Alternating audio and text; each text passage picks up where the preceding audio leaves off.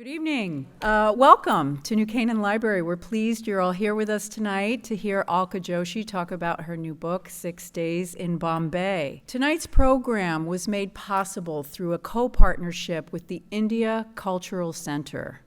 New Canaan Library is very proud to work with local institutions, not only to help amplify their educational efforts, but also to help bring a very broad range of programs to you, our audiences. Please visit ICC's resource table on your way out to either sign up for program alerts or take home a flyer. And now, I'd like to turn it over to Saira Rizvi, a board member at ICC, and Saira will introduce Alka Joshi. Okay. Good evening, everyone. On behalf of the India Cultural Center, I'm delighted to welcome you to this special evening, hosted here in the beautiful New Canaan Library. I've had the pleasure of calling this community home for the past 17 years, and I also serve on the board of India Cultural Center, who is proud to co-sponsor this event tonight. At ICC, our mission is simple yet powerful: to enrich our community by supporting programs that spark learning, connection, and creativity. As a nonprofit, we celebrate the arts and culture of India in ways that invite everyone to take part. Through music, dance, film, lectures, and conversations. Over the years, we have brought authors' talks like this one, cultural performances, and educational events to our community because we believe a strong community is not only based on history, but also on shared stories. And that's exactly why tonight is so meaningful. Stories, whether they're passed around from the dinner table or found in the pages of a novel, stories are how we connect across time, culture, and experiences. They give us fresh eyes to see the world and, in many ways, see ourselves. Which brings me to the extraordinary writer we're honored to welcome tonight. Many of you know her from her dazzling debut, The Henna Artist, a Reese Witherspoon's book club pick and a New York Times bestseller that has been translated into 30 languages. She went on to complete the acclaimed Jaipur trilogy, weaving stories of resilience, tradition, and identity that have touched readers around the world.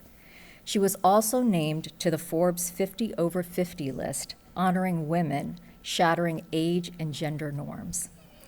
Now with her newest novel, 6 Days in Bombay, Alka invites us into a lush and fragrant tale, an exploration of love, loss, and self-discovery that begins in Bombay, one of India's most captivating cities, and takes us across continents. Her writing is immersive, sensory, and deeply human. And tonight we have the rare opportunity to not only hear her words, but to hear from the voice behind them. It is truly an honor to welcome her here with us this evening. Please join me in giving a warm New Canaan welcome to Alka Joshi. Thank you. Thank you, Saira, and thank you to the Indian Cultural Center, and thank you to New Canaan Library, and thank you to Mickey for hosting me. I almost gave Mickey a heart attack today because, so you guys, I never take red eyes, but I had a book event in California yesterday, so I could only take the red eye in the evening. Well, my seatmate just happened to be somebody who has a sniffling problem. So the whole night, he's like, and I'm like, oh, what is wrong with you? Why can't you just be quiet so I can get some sleep? So I didn't get any sleep. So then when I got here, I went and it just immediately fell asleep. And so I was a little late getting here. But we're all here now. And I want to thank you so much for reading my books and for coming to author talks like this. I still can't believe that at the age of 62, that first book was released. And that this is the fourth book that's come out, 6 Days in Bombay, and that you guys are all still reading the book. So thank you so much. I really appreciate it. Okay, let's see if this clicker is going to work. So in 2019, I went to the New Delhi National Gallery of Modern Art. And I was going there because I was really preparing for the release of the Henna Artist, and I knew that people would be asking me about what was life like for girls and women in India today. So I went to 5 different cities. I went to New Delhi, I went to Mumbai, Hyderabad, Jaipur, Bangalore, and I wanted to, talk to women of all different ages, and I ended up having a chance to do that. But at the same time, at the National Gallery, I saw all these beautiful paintings by an artist named Amrita Sher-Gil. I had never heard of her, and I have a BA in art history, but this is not a name that was ever in any of the history books that we were reading or any of the paintings that we were shown. And I thought, well, whatever happened to this woman? So I ended up buying a whole bunch of books from the museum there and just absorbing them. And then I thought, okay, I'm going to write my next book about Amrita Sher-Gil. And then what happened is Malik from the Henna Artist, and if you've read the Henna Artist, you know Malik is this guy, you just cannot get him out of your head. He is so adorable.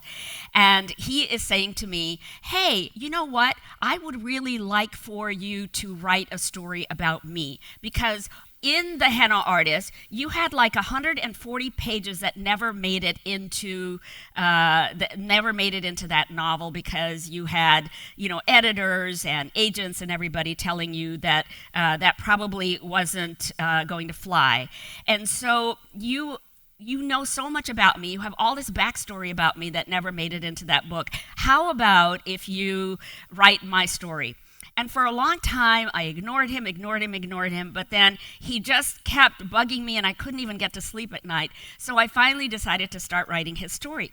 20 pages into it, my agent says, hey, this is pretty good. Let's send it off to the publisher. So she sends it off to the publisher. The publisher sends us a second book contract before the Henna Artist is even on the shelves. Okay, the Henna Artist is off at the printer right now. So now I have to really get busy and start working on The Secret Keeper of Jaipur. I'm writing, and then suddenly my release date comes up. And my release date for the Henna Artist is March the 10th, 2020. And on March the 11th, 2020, the CDC said, we have a major problem on our hands because we have a global pandemic, and you guys, we don't want anybody to go out to public places like libraries, like bookstores, like parks and things like that. And so the bookstores start shutting down, the libraries start shutting down, and pretty much the only thing left is Amazon. Amazon is still shipping out books, still shipping out ebooks and audiobooks and all of that. And then eventually they stopped doing that too, because remember, we were all worried that even paper from grocery bags was going to give us COVID. It was a really bad place to be. So then suddenly, I think to myself, okay, I cannot let this die. This is a book that I was writing for over 10 years. 10 years it took. And this was the 30th revision of the novel that had been accepted by the publisher and was going to be published. So I just thought, okay, I need to figure out what can I do to have people see this alternate life I created for my mother in Lakshmi. Because Lakshmi is my mother. She looks just like my mother. She's the embodiment of my mother's spirit and the way that my mother conducted herself in public. But where the story diverges is that my mother didn't get to do all of the things that Lakshmi gets to do.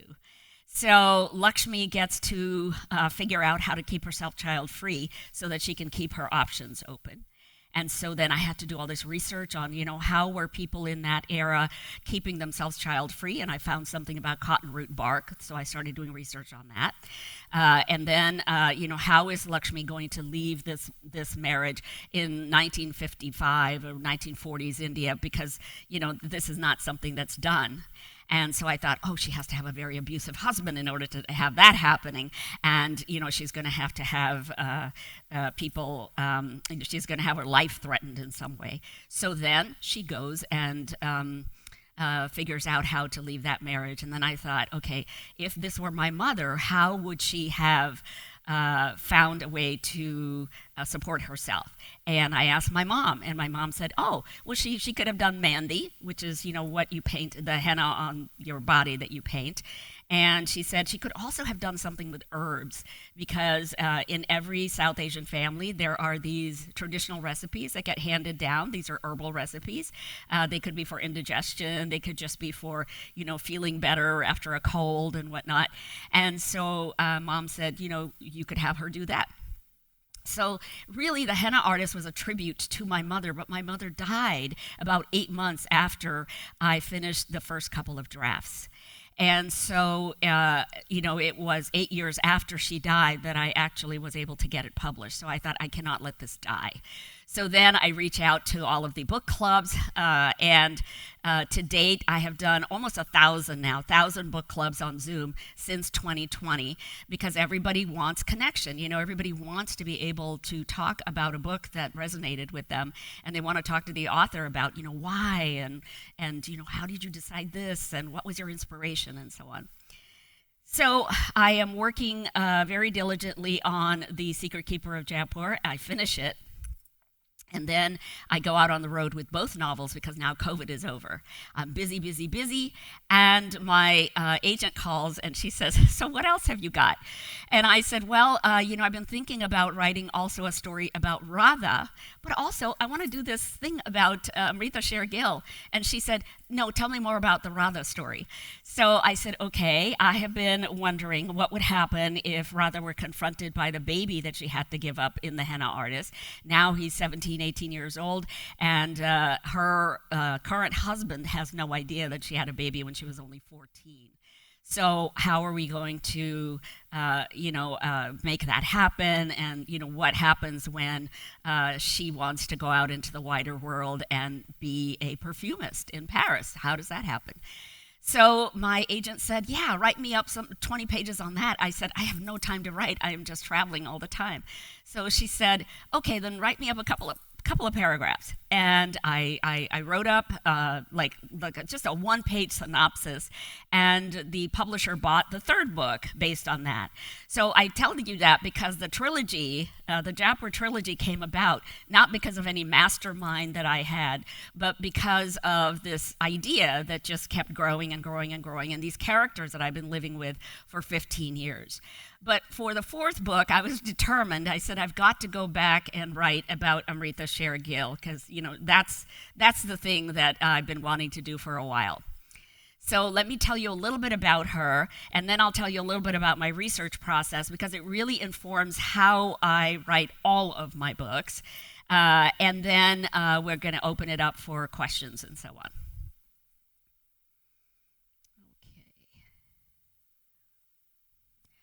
In 1913 in Budapest, a young girl was born to these two people.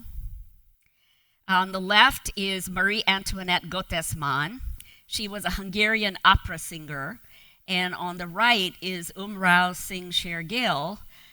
He was a creative dilettante. He came from a wealthy family. He's the second son, and he decided not to go into the sugar factory business like his family had. He cashed out. He basically just said, just give me an annual income, and I'll make do on that. And so he was a patron of the arts, and he loved to pretend he was a great photographer, and just doing all of these kind of things that were kind of artsy. And of course, he meets Marie Antoinette and falls in love, and then the two of them get married. And they have Amrita. Amrita is the child on the left with the unibrow. So in many ways, you guys, as you keep reading about Amrita, you find that she had a lot in common with Frida Kahlo, and the least of which was that unibrow.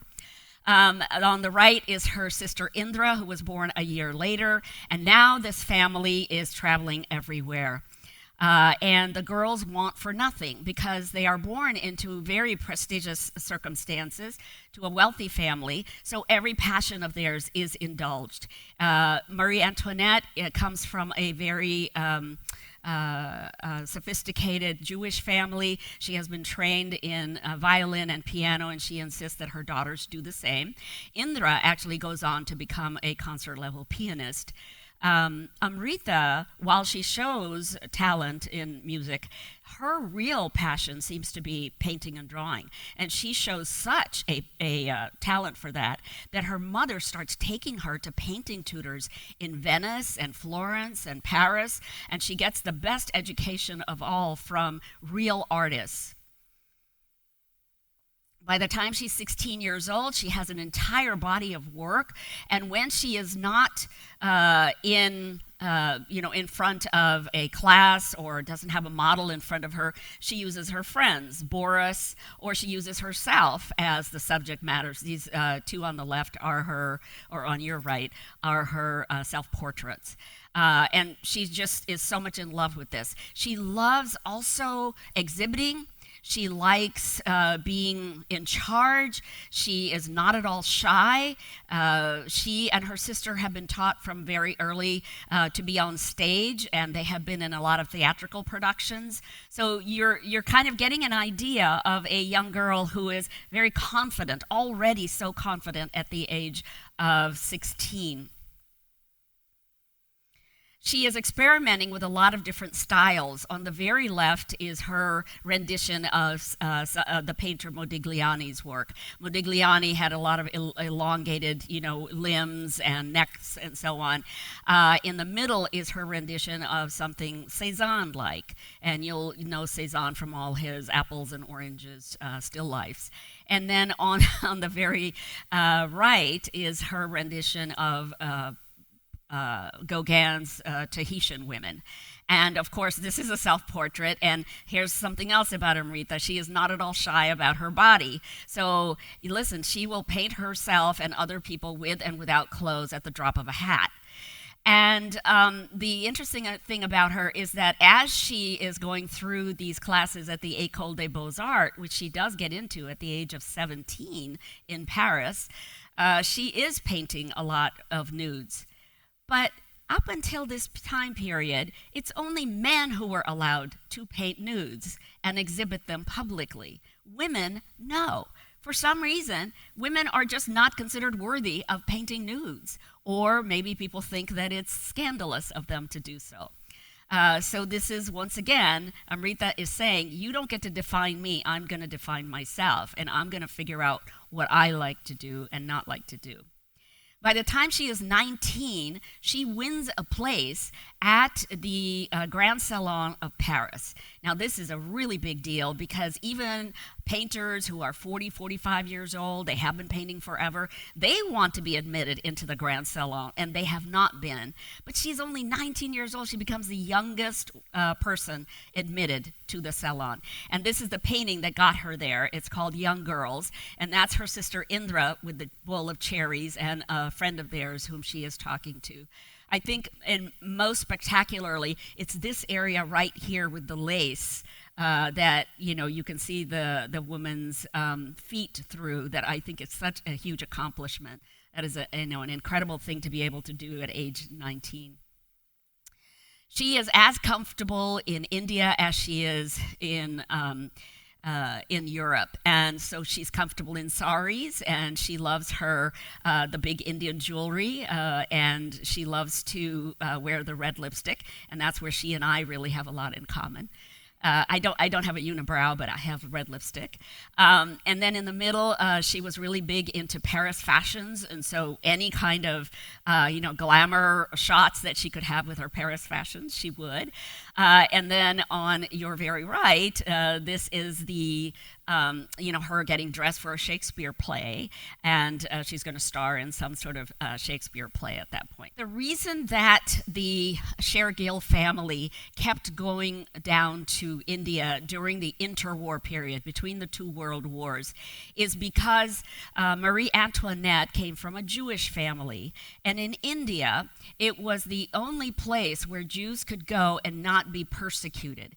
So during the interwar period, it's estimated that somewhere between 30 to 50,000 Jews came down to India in order to escape persecution from all over Europe. And they were allowed to, as India has always welcomed refugees of all kinds of religions, and so they were allowed to practice their religion. In Mumbai alone today, there are 8 synagogues, and this blue synagogue that you see up there, that's one of them. They're beautifully kept, even though there are few Jews who still remain in India today. When Israel was formed in 1948, many of them went to that homeland for them. And they were allowed to wear kippahs on their heads. The men proudly wore their kippahs. They had kosher bakeries and butcheries, and this kosher bakery that I got this photo from, it still exists today, and it is widely frequented by all kinds of folks who come to visit that part of South India. Here you'll see one of the many signs that you will see both in Hebrew and in English, or even in Hindi, street signs, all kinds of building signs, and so on. So the family was safer coming to India than they were in Hungary. The other thing I found out as I started delving into Indian Jewish communities, I didn't even know that Indian Jews existed until I started doing this research. But the other thing I found out is that in the 1920s and 30s, when Hindu and Muslim women were not allowed to be on stage, guess who took their place? It was the Indian Jewish women who became the huge Bollywood stars. They were our first Bollywood actresses. Ruby Myers was stage named Solochana, and she often appeared in these, very elaborate, large films, and people were crazy about her. The next one is Esther Abraham, and her stage name was Pramila. She actually went on to become a producer as well as a director. She had her own production company. This is David Abraham. He was referred to affectionately as Uncle David, and he often starred in, as a comic actor in many films. So there's a huge tradition of Bollywood, as you know, in India, and it really did start with the Indo-Jewish communities. At one time, 6 of the 8 production films in Bollywood were run by Jewish men who would then come to Hollywood, would learn the techniques that Hollywood was employing, come back to Bollywood and employ those techniques with their production crew. Now, while Amrita is painting in Europe, one of the other reasons why she preferred coming to India to paint was because she famously had said that Paris belongs to Picasso, Matisse, and Braque, and India belongs to me. Because she's half Indian, when she comes to India, she is recognized as an Indian painter. And she is competing with the likes of this very static work that's being done by the Pahari painters, the Pahari school of painting, gods and goddesses and Krishna, and the Mughal style, which are emperors and subjects and so on.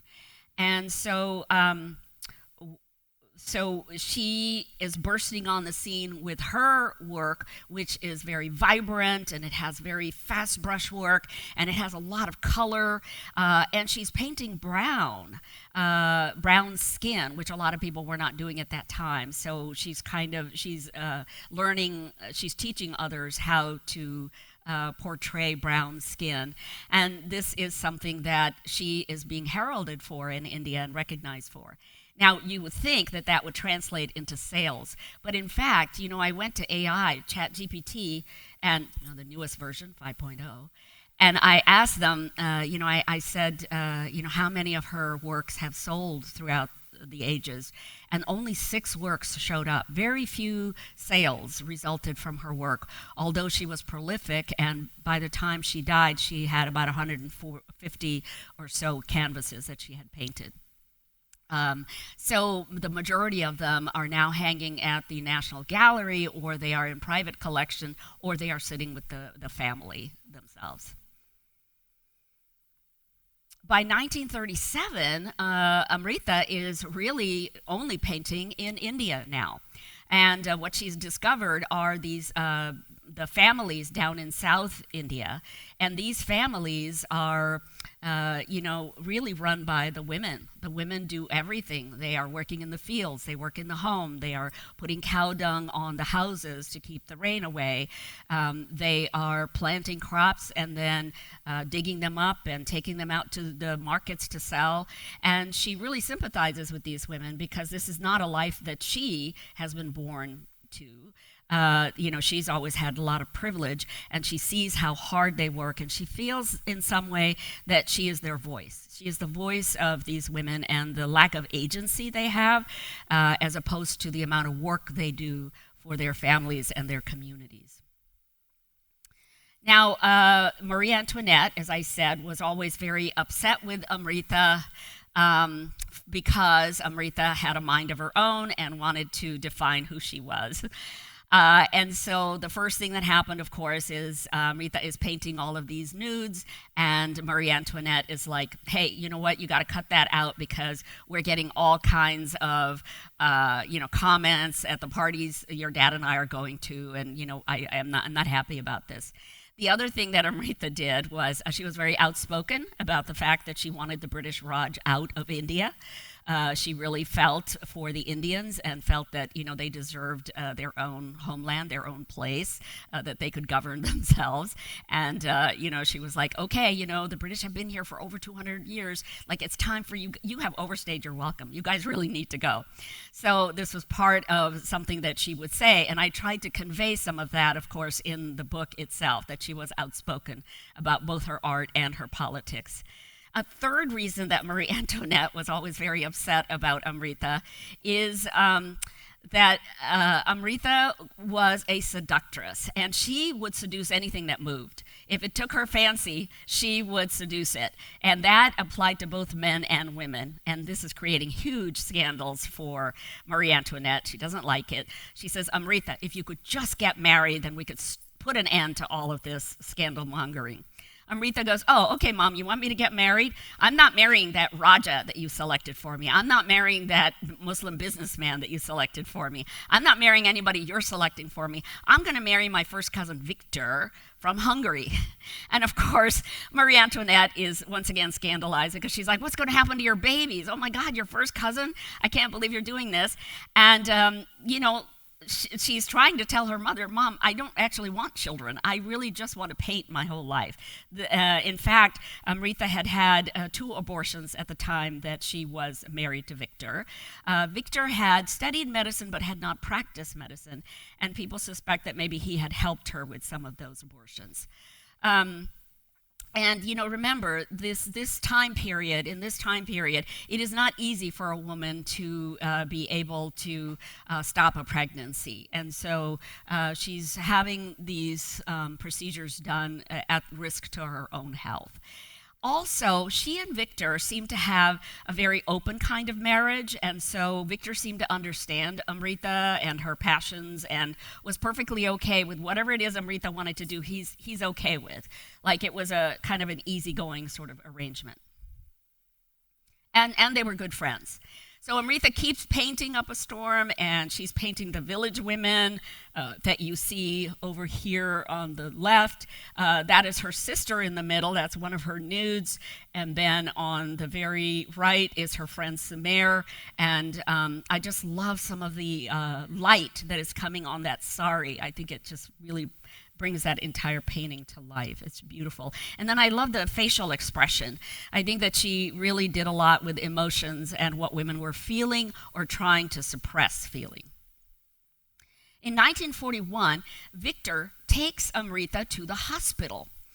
They are living in Lahore, which used to be, of course, part of India at that time until independence, and then it was part of Pakistan after that. But they are living in Lahore. She's complaining of abdominal pain. He takes her to a private hospital. Within 2 days, Amrita lapses into a coma and dies. She was 28 years old. So I'm starting to think, okay, well, maybe this is why I've never heard of her, because she died so young. Maybe I haven't heard of her because she was so young and vibrant and full of energy, constantly painting and exhibiting. So how is it that they didn't explore further exactly how she died? What happened to her? And I somehow sense from all the research I have done, although it's never been explained exactly what happened to her, I somehow sense that she was ignored, that there was something about the fact that, first of all, she was kind of a scandalous woman, she was outspoken, and I think something happened that, where people were not taking care of her the way that they should have. And so I thought, I would like to, first of all, understand why people ignored her, and then secondly, try to maybe fictionalize that part of her life. So I started to say, okay, female artists were in general just ignored. And when female artists did get some sort of renown, male artists would usually lobby some kind of sexual misconduct allegations towards them. Now, we know that Amrita wouldn't have cared because she liked whatever scandal was going on. She just liked the attention, so she would have been all over that.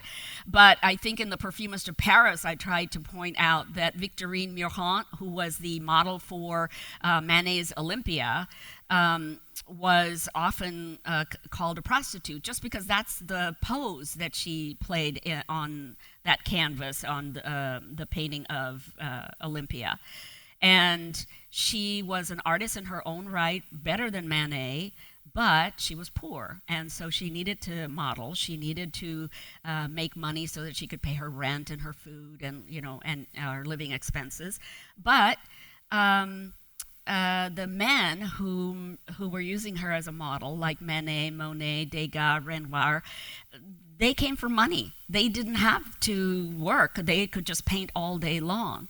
And they did not rise to her defense when she started being called a prostitute when that painting of Olympia came out.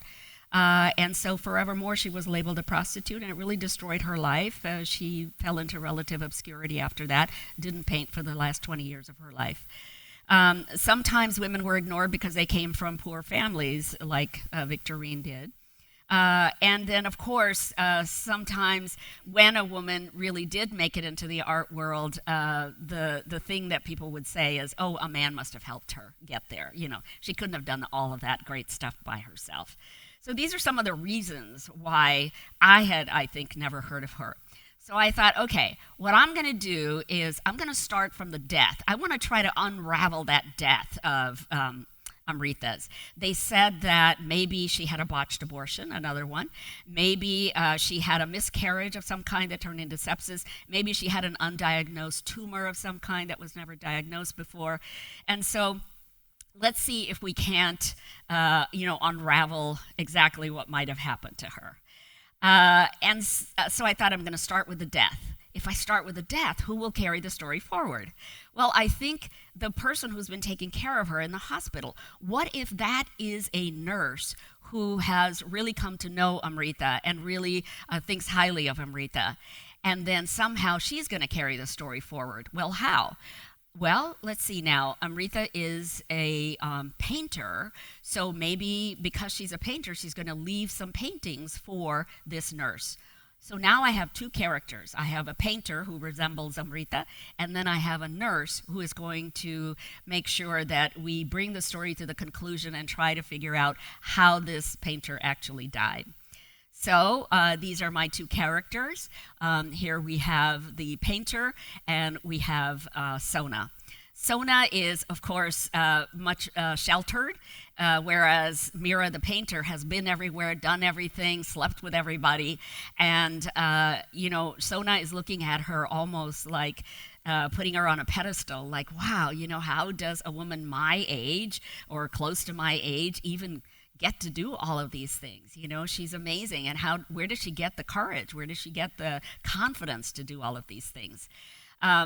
I think that Mira knows that this is how Sona is looking at her, and she loves it. You know, she loves the attention. She's a narcissist, of course, so she loves the fact that Sona is regarding her, you know, in this high position.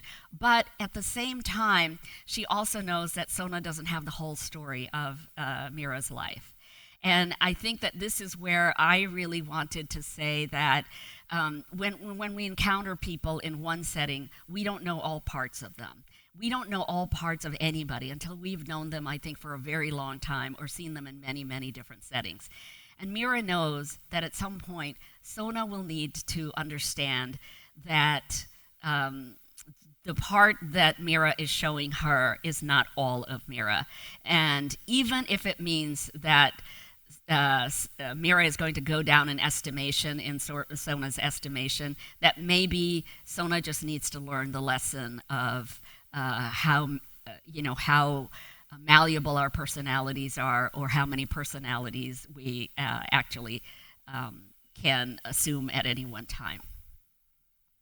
Okay, so now I have to figure out, okay, where am I going to go? How am I going to get Sona from one place to another? So here's what I do for my research. I go to all of the settings, and I know, you know, it's a hardship, but I have to go to Prague, I have to go to Florence, I have to go to Paris, Istanbul, London, you know, Bombay. And one of the things that I like to do before I go is I do all the research on who the art historians are, who are the interwar experts during this time period. Who are the photo archivists who can help me research a whole bunch of photos from the time period so I can describe scenes and what people were wearing and what people were eating and so on. So I find them, and this is one of my favorite parts of what I do. This is Samuele. Samuele teaches art history at the University of Milan, and he took a train to Florence and met me there. And then he walked me through the Accademia, where he thought Mira would have gone to study painting with a tutor.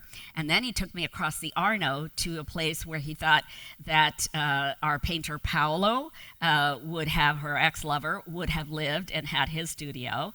And then he walked me through the Via Tornabuoni, which is where all the expats used to live in the 1930s. And I had decided to set the novel early on in 1937 because I wanted it to be between the two wars. I didn't want either war to compete with the story that's going on. Although I did want to set this wonderful thing that's going on, this underground rebellion that's going on in both India and all over Europe. In Europe, the rebellion is against the fascists and the Nazis, and in India, it's against the British. And I hadn't even realized until I started researching that there was this similarity. All over the world, there was this unrest going on against oppression. People just were tired of being oppressed. So he took me through the Via Tornabuoni, where the expats were hanging out, and then at the end of the Via Tornabuoni, right before you get to the Arno, is the Ferragamo Palazzo, and Ferragamo kept buying different floors of this palazzo as soon as he could afford it. And I'm going to tell you a little while later what was happening with him during the 1937 period. In the middle is Ermelinda Campani, who I think has the best name ever. And Ermelinda is the director of the Stanford and Florence program, which I attended in 1978.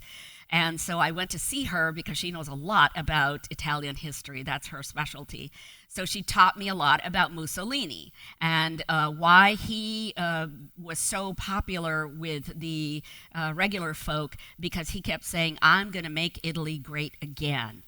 How am I going to do that? Well, just wait and see.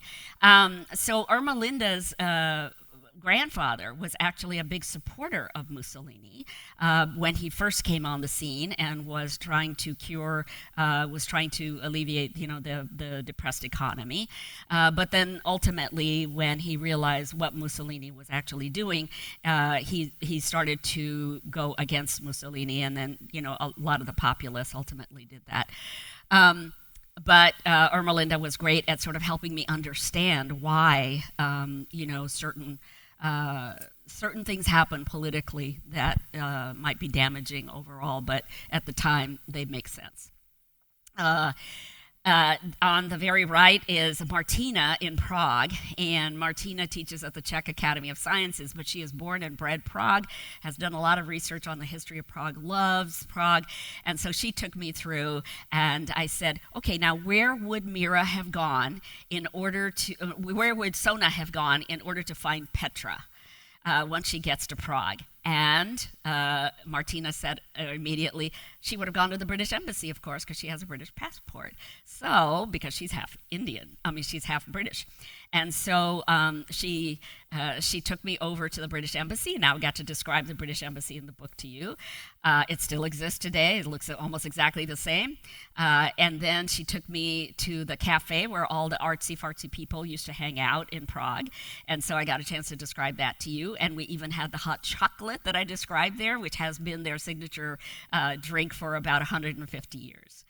And Martina just, really gave me a flavor of what was happening in the 1930s. She took me to an exhibition where we could see all of the tea sets and the sort of, kitchenware that people were using at that time.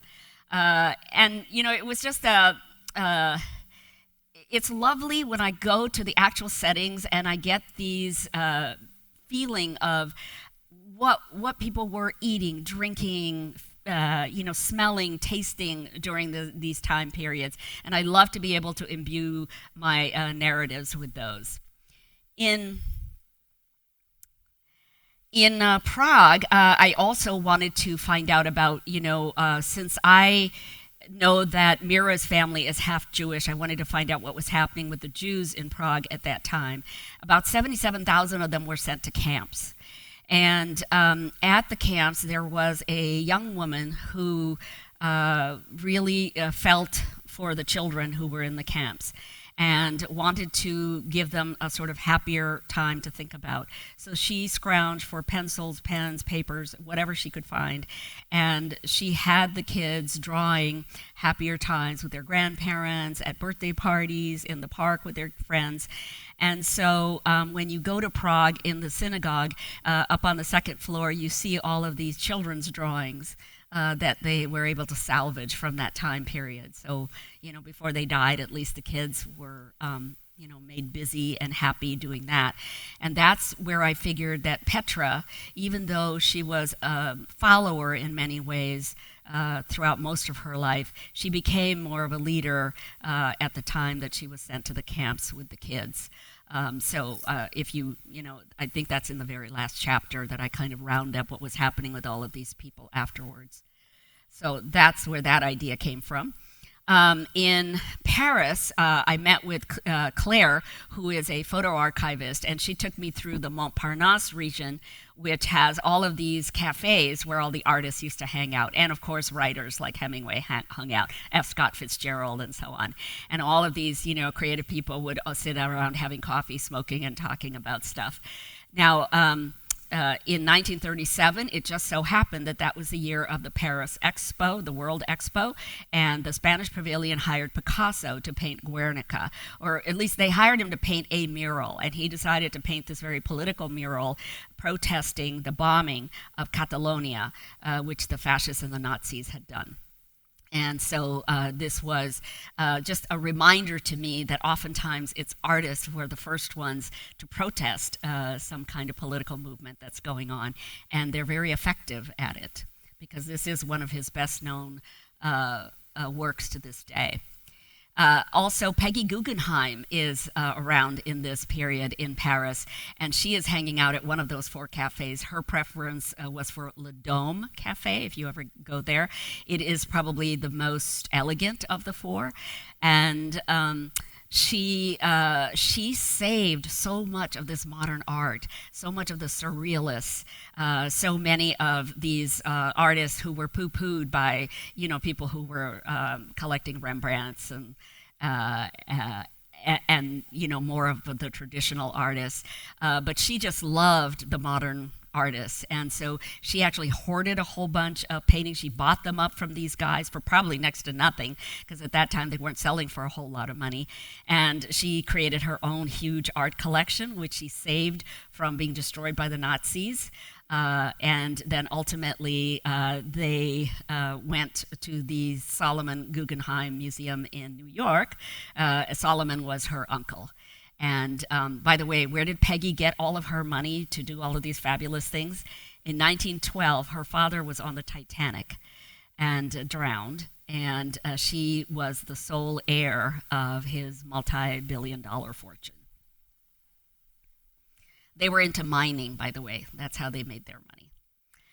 In London, I went to the Chelsea district, which back in 1937 would have been less of a she kind of district than it is now. Now it's very Tony.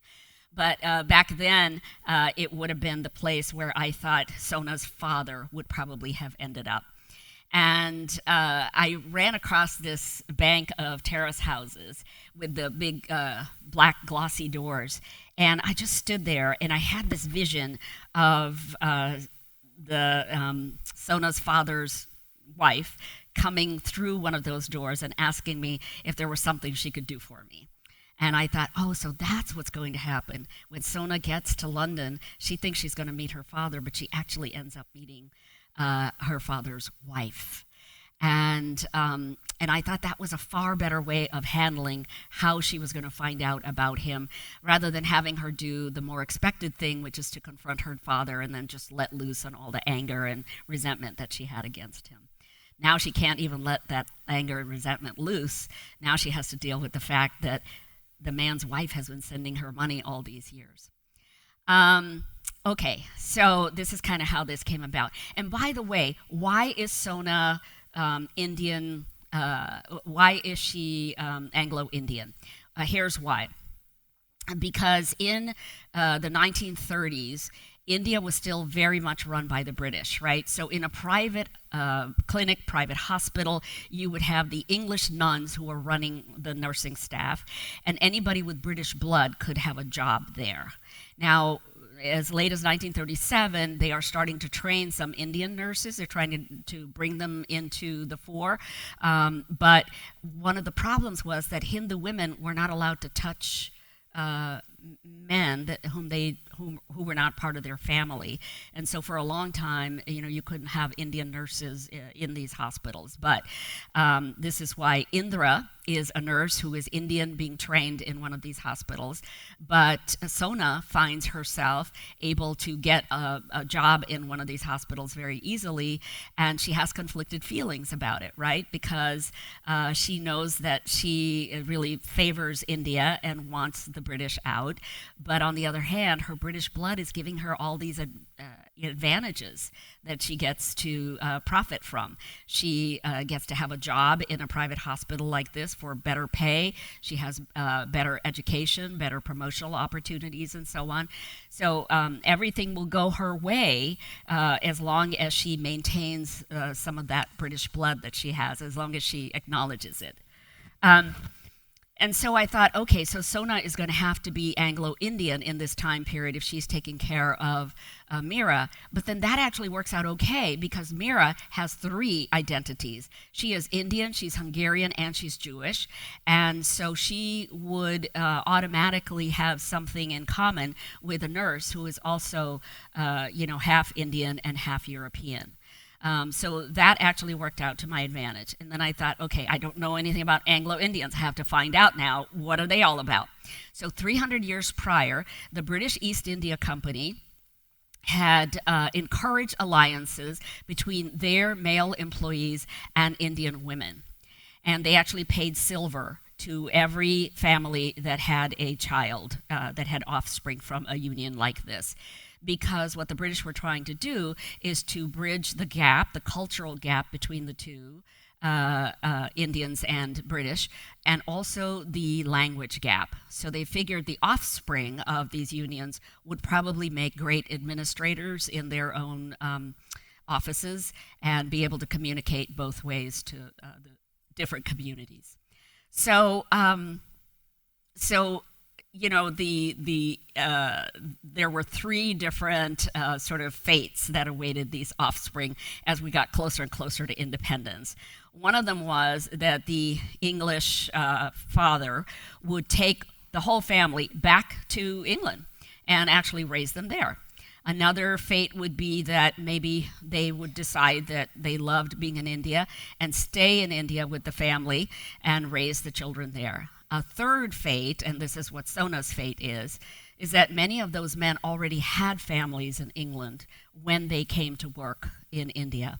And so they had left those families behind, started a new family in India, and went back to that first family, abandoning the family that they had in India. So I figured, okay, well, let's make Sona very complex and have her be very conflicted about her various identities when, when we find that Mira is not at all conflicted about any of her identities. She's perfectly okay being all three. And so I wanted that parallel between them. Okay, now I'm going to show you something else that I do. Let me just tell you really quickly that Ferragamo, one of the things that he had to do because of Mussolini is Mussolini said, we are not going to send anything outside of this country unless every little piece of it has been manufactured in Italy. I don't know if that sounds familiar to anybody. And so what Ferragamo realized is that the steel that he put in his stilettos that he was so famous for was not manufactured in Italy, so he wasn't going to be able to send it out. He thought, I have to find a substitute, and he found cork. So he started making these platform heels using cork, and they, of course, became hugely popular.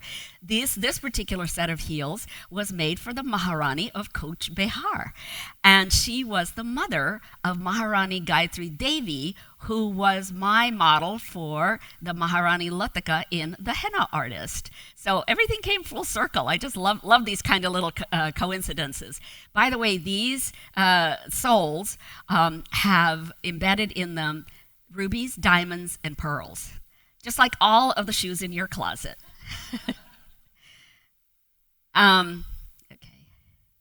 Okay, I'm going to play for you a little movie, a set of movies.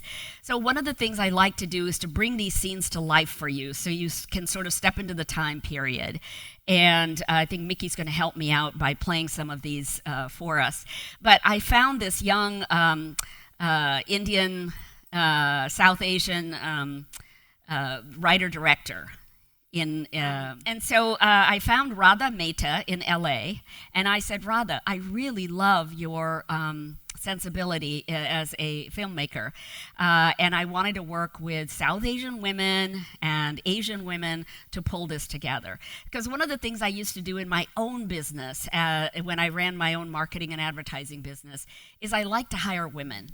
Women who don't necessarily get the opportunity to do a lot of things that men get to do. And so I thought, why don't I hire, South Asian women to pull these 3 scenes from 6 Days in Bombay together so that they can enact them with professional actors and professional. Here was the result. So I just, wanted to give you guys a flavor of, what time period and what these women are dealing with and, how their lives are intersecting with one another. But I also wanted to open up this, larger question. Seeing somebody like Amrita Sher-Gil live out her life and determining her own ideas about how she wanted to be perceived, I just wanted to ask us all, are we letting other people define us, or are we defining who we are ourselves? How much of society's imposition on us is on our shoulders, and how much of it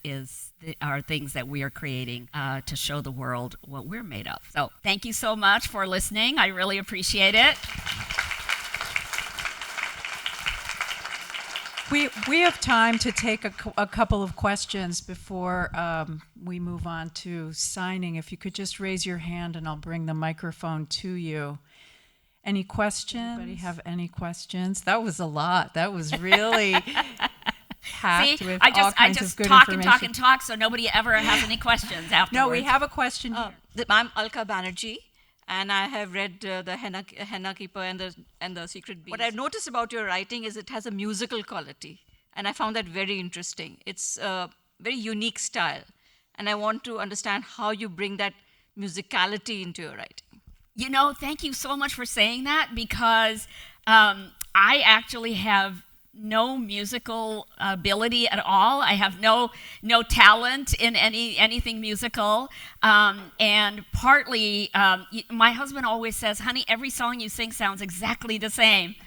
So I don't really know where that comes from. I don't know where it comes from, but I think that I have always been attracted to that kind of writing, because I love it when people describe how things look, and I love clothing, and I love jewelry, and I want to see somebody completely like that when I read. So that's kind of how it shows up in my writing. Yeah, I Yes? enjoyed reading your books because I'm from India myself, and I see that you have explored, especially in the Henna Artist. Yes, I'm sorry, go ahead. The Henna Artist, I was wondering how you did the research of the way the Maharanis lived Sure. and behaved. Okay, so many different ways. Number one, I have a father who is 93 years old. He is very much he is very much with us. He is he dances, he walks, he swims, he rides his car, he drives his car. I wish he wouldn't, but he drives a car, and I pay the insurance on it, so I really wish he wouldn't. But my father was born in the 1930s and then was alive before independence. He used to go to Gandhi's marches, and then he was alive during independence, and then post-independence when he became a civil engineer at the request of Nehru, who said, "We need engineers to rebuild India." So my father was one of those engineers, and he was building roads and dams and bridges in the state of Rajasthan. So I am from Rajasthan. I was born in Jodhpur. We lived in Bikaner, Banswara, Jaipur, Chandigarh 1 year in Punjab when my father went to get his first master's there. So I speak from my own experience. Oh, and we used to go to Shimla in the summers to escape the heat of Rajasthan. And I speak from my mother's experience. So, I would ask my mother about her mehndi and what it looked like, and, how did people go about doing that. And then, of course, she told me about her life when she was 18, and she was told, you're going to be married to this civil engineer. He's just a few years older than you are, but, you won't get a chance to speak to him until marriage. And so, I speak from her experiences, and I also watch a lot of Bollywood movies from the, all the time periods that I research. So for the Henna Artist, it was from the 40s, 50s, and 60s that I watched those movies to see what people were wearing, to see Madhubala in action. That was really wonderful. Dilip Kumar. Then I also read a lot of books. There are wonderful books written by Indian authors, Kamla Markandaya, Nectar in a Sieve. There are the books by Ruth Prower Jabwala, who is kind of an honorary Indian because she was married to Mr. Jabwala and spent 24 years raising 3 children in Delhi, and ended up writing a lot of books, and then eventually becoming a screenwriter for Merchant Ivory Productions. And she wrote, Howard's End and Room with a View, those kinds of things. She was Polish. She was German and Polish and Jewish. Let's see. And then, of course, I use a lot of my imagination. There was a book that I read about the Maharanis, and it was actually written by Gayatri Devi, and it was called A Princess Remembers. And that informed me a lot about what the palace was like. And because she was my model for the Maharani Latika, I could borrow a lot of what she was thinking and doing at that time, how she wanted to erase purdah, but that wasn't possible for her in her era.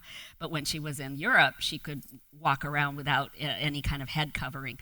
By the way, you guys, purdah is different. For those of you who are now South Asian, purdah is just covering your head. It's not covering your entire face.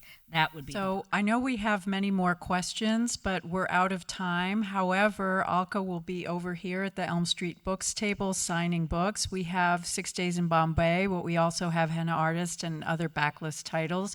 So maybe you can come and chat with her there. Thank you so much, Alka, for being here. We really appreciate it. It was great. Thank you so much.